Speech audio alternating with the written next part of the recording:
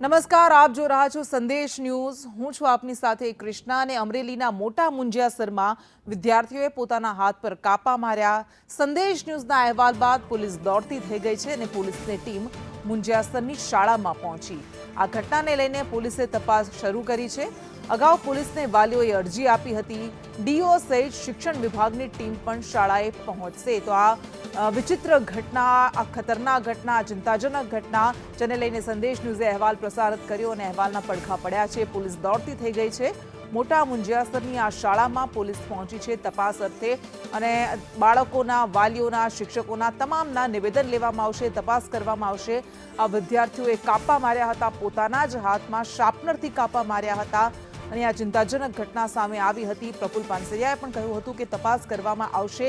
એક તરફ શાળા દ્વારા જાણે ઢાંક પીછોડો કરવાનો પ્રયાસ થતો હોય તેવું સામે આવ્યું હતું। એ બધા વચ્ચે હવે તપાસ શરૂ કરવામાં આવી છે અને સંદેશના અહેવાલ બાદ પોલીસ દોડતી થઈ ગઈ।